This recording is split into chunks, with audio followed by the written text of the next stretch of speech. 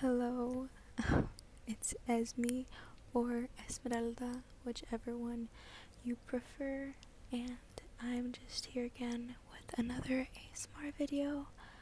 And yeah, I wasn't really sure what to do because, well, I found my headphones and I don't have my little mic yet, which I thought would have come in by now, but it didn't. But I think it's getting here on Friday, so hopefully it's in. And I also bought some things I would want to use in some videos, to help you sleep or relax, and just things that I see in other people's videos that I was like, I really want those. So yeah, until then, I'm just going to be doing a video that I like when other people do, that other people do, and which is like reading and ASMR, but really just reading in a whisper. Yeah, so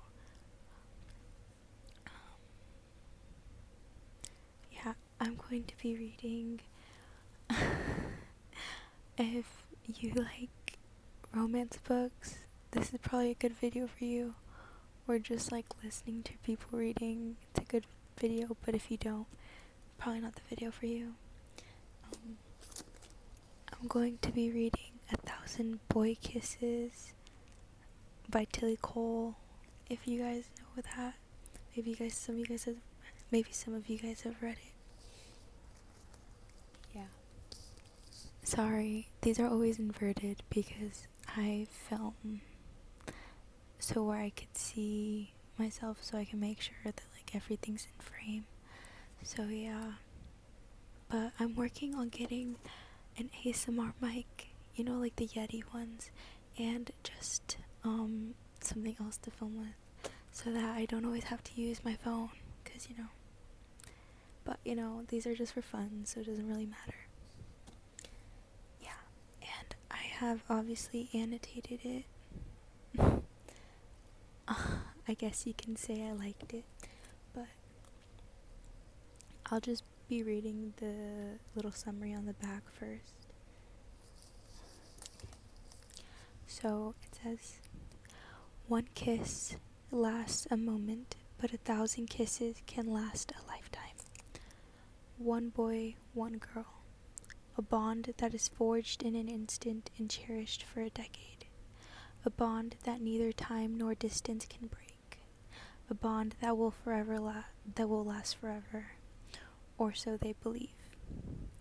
When 17-year-old Rune Christensen returns from his native Norway to the sleepy town of Blossom Grove, Georgia, where he befriended Poppy Litchfield as a child, he has just one thing on his mind. Why did this girl, who was one half of his soul, who promised to wait faithfully for his return, cut him off without a word of explanation? Rune's heart was broken 2 years ago when Poppy fell silent. When he discovers the truth, he finds that the greatest heartache is yet to come. And honestly, I don't mind when books are a little bit cheesy, and this is definitely on the cheesier side, so I would say if you don't like those kind cheesy books, probably not the book for you.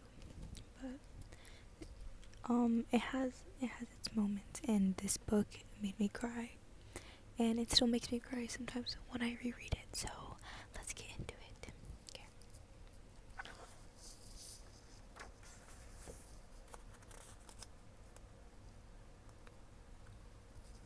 I'm gonna read the dedication. It says, "For believers in true, epic, soul-shattering love, this one's for you." So if you believe in true, epic, soul-shattering love, this is the one for you.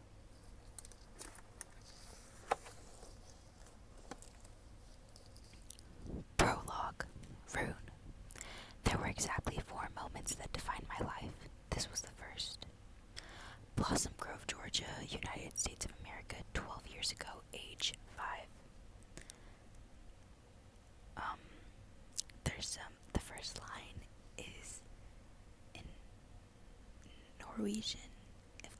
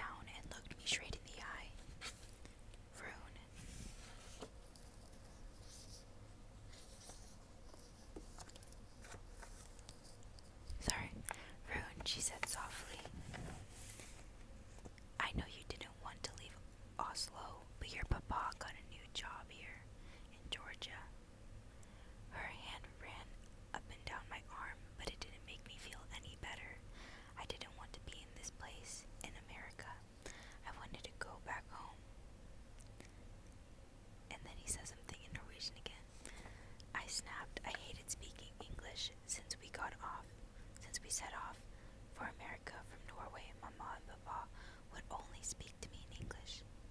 They said I had to practice. I didn't want to. My mama stood up and lifted a box off the ground. We're in America, Rune. They speak English here. Girl, he's like 5. He can't just start speaking English. You've been speaking English for as long as you've been speaking Norwegian. Oh wait, it's time to use it. Oh, it is called Norwegian, okay. I stood my ground, glaring at my mama as she walked around into the house. I looked around the small street where we lived now. There were 8 houses. They were all big, but they all looked different. Ours was painted red with white windows and a huge porch. My room was big and it was on the bottom floor. I did think that was kind of cool, sort of anyway. I'd never slept downstairs before. In Oslo, my room was upstairs. I looked at the houses. All of them were painted bright colors, light blues, yellows, pinks. Then I looked at the house next door. Right next door, we shared a patch of grass. Both houses were big, and our yards were too, but there was no fence or wall between them. If I wanted to, I could run into the yard and there'd be nothing to stop me. The house was bright white with the porch wrapped right around it. They had rocking chairs and a big chair swing on the front. Their window frames were painted black, and there was a window opposite from my bedroom window. Right opposite. I didn't like that. I could see into their bedroom, and they could see into mine. There was a stone on the ground. I kicked it with my foot, watching it roll down the street. I turned to follow my mama, but then I heard a noise. It was coming from the house next to ours. I looked at their front door, but nobody came out. I was climbing the steps to my porch when I saw some movement from the side of the house, from next door's bedroom window, the one opposite my own. My hand froze on the rail and I watched as a girl dressed in a bright blue dress climbed through the window. She jumped down onto the grass and dusted off her hands on her thighs. I frowned, my eyebrows pulling down. As I waited for her to lift her head, she had brown hair, which was piled up on her head like a bird's nest. She wore a big white bow on the left side of it. When she looked up, she looked right at me. Then she smiled. She smiled at me so big. She waved fast, then ran forward and stopped right in front of me. She pushed out her hand. Hi, my name is Poppy Litchfield. I'm 5 years old and I live right next door. I stared at the girl. She had a funny accent. It made the English words sound different to the way I had learned them back in Norway. The girl, Poppy, had a smudge of mud on her face and bright yellow rain boots on her feet. They had a big red balloon on the side. She looked weird. I looked up from her feet and fixed my eyes on her hand. She was still holding it out. I didn't know what to do. I didn't know what she wanted. Poppy sighed, shaking her head. She reached for my hand and forced it into hers. She shook them up and down twice and said, a handshake. My mama says it's only right to shake the hand of new people that you meet. She pointed at her hands. That was a handshake, and that was polite because I don't know you. I didn't say anything. For some reason, my voice wouldn't work. When I looked down, I realized it was because our hands were still joined.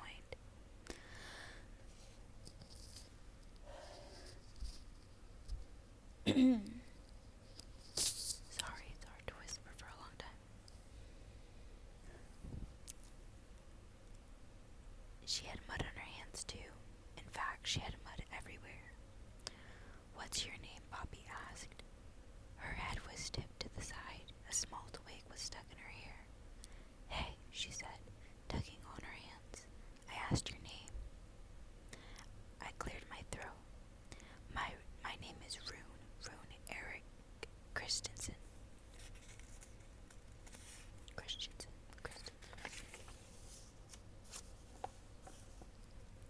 Poppy scrunched her face up. Her You sound weird. I snatched my hand away. He says something in Norwegian again. I snapped. Her face screwed up even more. What did you just say? Poppy asked as I turned to walk into my house. I didn't want to speak to her anymore. Feeling angry, I spun back around. I said, no, I don't. I was speaking Norwegian. I said in English this time. Poppy's green eyes grew huge. She stepped closer and closer again and asked, Norwegian, like the Vikings. My mama read me a book about the Vikings. It said they were from Norway. Her eyes got even bigger. Rune, are you a Viking? Her voice had gone all squeaky. It made me feel good. I stuck up my chest. My papa always said I was a Viking. Like all the men in my family, we were big, strong Vikings. He says, yeah, but with the J, so ja. I said, we are real Vikings from Norway. Okay. A big smile spread across Poppy's face, and a loud, girly giggle burst from her mouth. She lifted her hand and pulled on my hair. That's why you have long blonde hair and crystal blue eyes. Because you're a Viking. At first I thought you looked like a girl. I'm not a girl, I butted in. But Poppy didn't seem to care. I ran my hand through my long hair. It came down to my shoulders. All the boys in Oslo had their hair like this. But now I see it's because you're a real life Viking, like Thor. He had long blonde hair and blue eyes too. You're just like Thor. Ja, I agreed. Thor does, and he's the greatest god of them all. Poppy nodded her head, then put her hands down on my shoulders. Her face had gone all serious, and her voice dropped to a whisper. Rune, I don't tell everyone this, but I go on adventures. I screwed up my face. I didn't understand.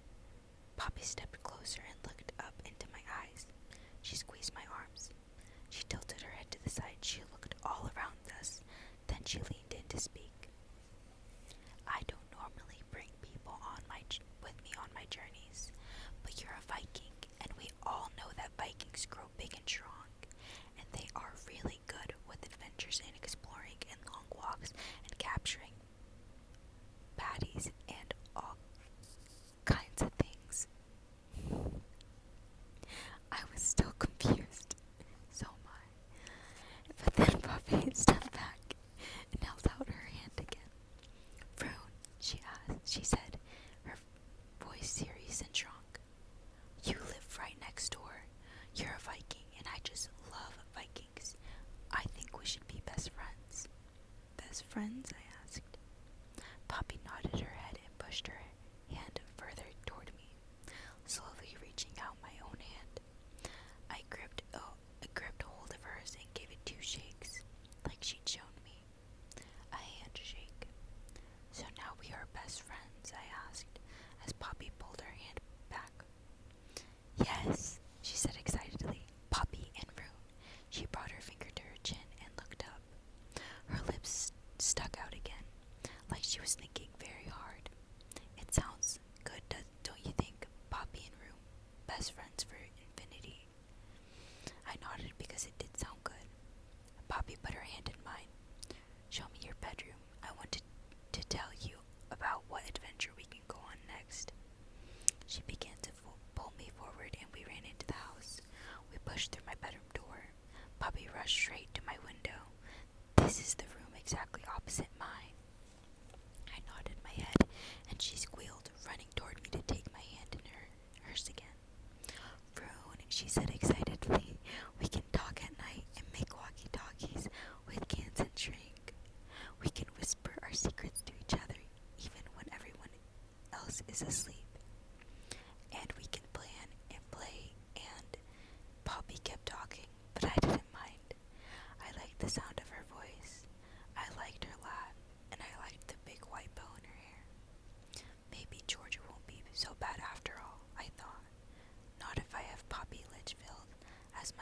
best friend.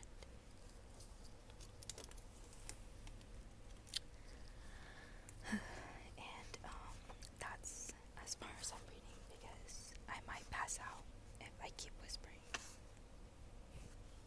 I think that I don't know how far that was.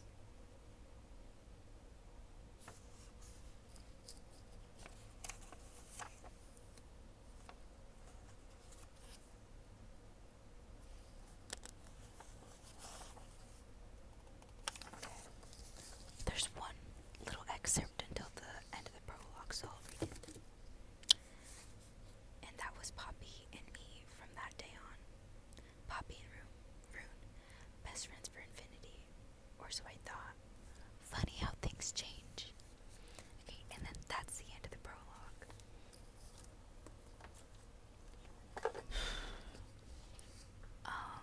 Yeah, but if that sounded interesting to you, you should read the book because it's really good. It's like the writing is okay.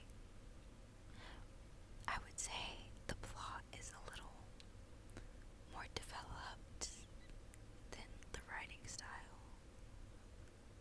I don't know. It's not like some major like big plot twists or like